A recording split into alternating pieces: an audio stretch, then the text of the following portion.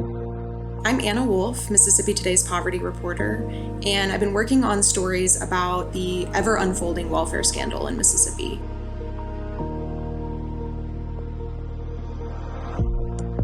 We published a survey on our website a couple weeks ago to let y'all ask some questions about the stories, and I wanted to take some time today to answer those for you.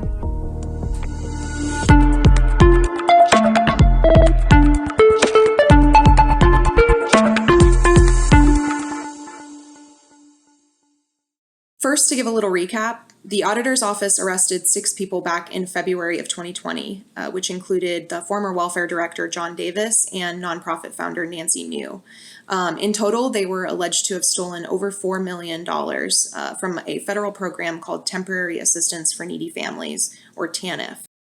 After that, we broke some stories about welfare money being used to build a volleyball stadium at USM, to purchase a horse ranch for a famous athlete, and to invest in a pharmaceutical startup that Brett Favre was trying to get the governor at the time, Phil Bryant, to join in on. A few months later, in May of 2020, the auditor released his big audit outlining $94 million in misspending, which also included a $1.1 million payment directly to Brett Favre, according to the auditor, for speeches that he never gave. Later that year, in December of 2020, the first defendant out of the 6, Brett DiBiase, pleaded guilty.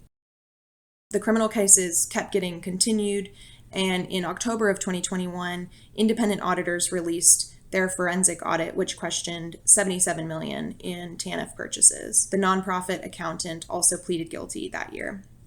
In April, we published our big investigation called the Backchannel, which included never-before-seen text messages between Brett Favre and former Governor Phil Bryant, which showed that Favre had told the governor that he was working with welfare officials to find funding for his pharmaceutical project, and Bryant agreeing to accept stock in the company just 2 days after he left office. Right after that series came out, Nancy New and her son both pleaded guilty to state charges, as well as federal charges in a separate federal case, and they got a pretty good deal in exchange for cooperating with prosecutors in the ongoing investigation. In May, DHS filed a civil suit against 38 people or companies in an attempt to recoup some of the misspent money. And in July, there was a lot of activity in the case, with Nancy New alleging that Phil Bryant directed her to make payments to Brett Favre, and attorneys filing subpoenas that included communication with the former governor. DHS also fired the attorney bringing the case, and Tate Reeves recently said that the attorney was let go because he had a political agenda. Okay, now on to the questions. The first question is, what do things look like on the ground for those actually providing social services in Mississippi? What has been the community level impact of the misuse of these funds? So there were a lot of organizations who used to receive TANF grants for things like after school programs, tutoring, parenting classes, that kind of thing, and they're not receiving those grants anymore. So there are fewer services within that program, but it just depends on whether they were able to fill the gaps with other funding sources. But when this is really tragic, if I could explain, is when a parent has their kid taken away, they may be required by the court to go to parenting classes or anger management to actually get their kids back. And if there aren't any classes available in their area, or in an area where they're able to get transportation to, then they won't be able to meet that court requirement. So I visited Families First. This is the center through which most of the welfare misspending occurred that Nancy New ran. And I visited periodically after the arrests. And the first time I went when they were closed, I tried to go in and there was a "sorry, we're closed" sign on the door. And I went out to the parking lot and there was a woman kind of angry and yelling outside of her friend's car. And I asked her what was going on, and she told me that she had come that day to the center to go to class because she was court ordered there and she needed to get her kids back. That's what she was telling me. And no one had told her that they had closed that day. She ended up getting back in the car and driving away, and I actually don't know what happened to her, but that just goes to show, how high stakes this stuff can be. It literally meant the difference between a parent getting their kid back or not.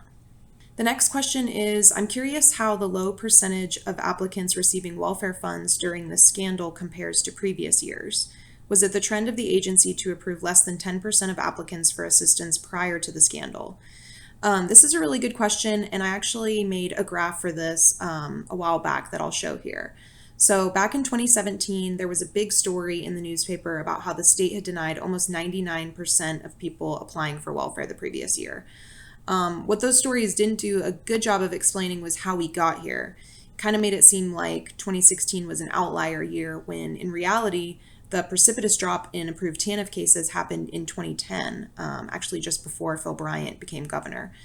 Now, this is assuming that the numbers that DHS reported are correct, but from 2008, which is the earliest data we could retrieve from the federal government, to 2010, we were receiving between 1,800 and 3,000 TANF applications each month and approving between 600 to 1,200 of them, so between 20 to 30%.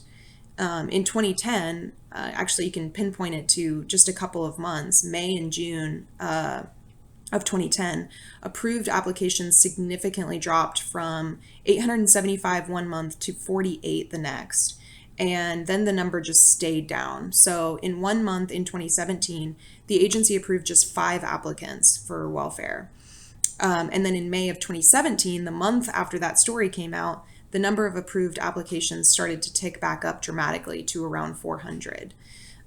What's interesting is the number of people on the program, the caseload, and the amount that we spent on TANF cash assistance didn't vary to that degree in those years. The rolls were always steadily decreasing, and as you can see in the chart, you didn't see that precipitous drop of application approvals reflected in the caseload or the actual spending of cash assistance. And that's never been explained to me. I've tried to ask the department, about as many different ways as I could think of, but they never have provided an answer to that. How does the state plan to repair the damage to the system now that Reeves is determined to ignore it and funnel money into the adoption centers, which we know are church-oriented, and as such is more of the same, taking funds from Mississippi responsibilities and putting them into private hands the governor favors? So the person asking this is making the connection between the welfare scandal and the way that most of the money in this scandal flowed through private nonprofits and the current emphasis on crisis pregnancy centers, which the Republican leadership has put a lot of faith into now following the fall of Roe v. Wade. In a lot of states where abortion has now been outlawed, the government is turning to these private centers to fill the gaps in services for women, low-income women primarily, who become pregnant and don't have a lot of options. So generally, these crisis pregnancy centers are entities that advertise services for pregnant women, but they're not medical facilities, so they don't provide care, and they don't really have any structured programs. So while they might be able to give you some diapers or a car seat, they're mostly a referral service, which, as this commenter recognized, sounds a lot like Families First for Mississippi. So Shad White and I actually used to have conversations about this all the time, and the truth is that nonprofits are the wild, wild west out here in Mississippi. There really isn't an aggressive oversight agency tasked with holding nonprofits accountable. Nonprofits do have to file a document called a 990 with the IRS every year, and they have to do annual audits, but only if they pull over a certain dollar amount. So just to give an example, I was looking at a nonprofit recently, a rehab facility, and this is one that received welfare funding. And I couldn't find out virtually anything about it. The most recent 990s weren't available online, so I called the chair of the board. Every nonprofit is supposed to have a board. And this guy is a pretty well-connected, well-known attorney in state government. And I kept telling him that I wanted a copy of the nonprofit's 990, and he finally told me that he didn't know what I was talking about. He didn't know what a 990 was. I was sort of baffled by that. And I think it just goes to show how willy-nilly some of these operations are. And they are public documents, so if you ask for them, they have to give it to you, but I still haven't gotten one from this nonprofit. And I just say this to say that nonprofits are something we need to be really vigilant about looking at, because as soon as someone says, oh, someone else is surely making sure that they do everything right, that's probably when something wrong is happening. And the crisis pregnancy centers are going to be no exception for us in our reporting. The next question is, will these families receive any back pay for this betrayal? So from my understanding, there aren't needy families who are owed this money because they were either denied from the agency after being found ineligible for the cash benefit, or they didn't apply. So there's no one to pay back necessarily. Of course, HHS is expected to eventually ask the state to give the money back, which would go back into the TANF fund. And as we know, most of that money is going to different services and organizations providing programs. And DHS hasn't been super explanatory about how the program is operating right now, and how they're spending that money. But from the last time I looked at the federal data, it does look like the cash assistance side of the program is serving more people than it was. And the data is pretty outdated, but I think I'll be able to finally do an analysis of, the more current day, like post-scandal timeframe pretty soon. Okay, the last question is, scandal aside, TANF fails to empower the poor and guide them out of poverty. It's clear the state government and relevant political players oppose welfare, but how do Mississippians feel about common sense measures to mitigate poverty? Are we as a majority opposed or in favor of aid like direct cash payments, subsidized meals, housing vouchers, etc.? So it's kind of funny, after covering all of this blatant misuse, I heard from more people, maybe conservative-leaning people, who were talking about how the money should have gone to needy families, who I would have not necessarily expected to say that before. I'm talking about people who generally oppose welfare, think it's bad because it creates dependency and traps people in poverty.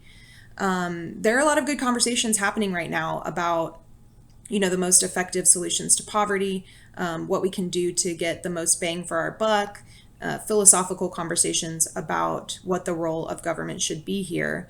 But what's happened throughout the story of this scandal, I think, is that pretty much everyone can agree that money given directly to people in poverty, even if that's not ideal for you, is better and more effective than giving it to Brett Favre to give speeches, for example.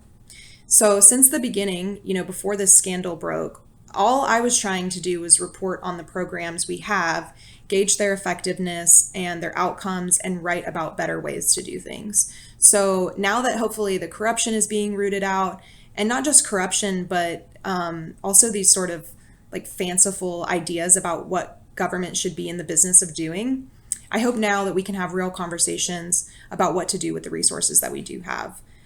Because Mississippi is a very conservative state, to answer your question. We like conservative government, but we're also a very charitable state. And while I do believe that a small group of people in this state, enjoy our high poverty rate and profit from it, that doesn't reflect the majority of people who want to see everyone in our state thrive.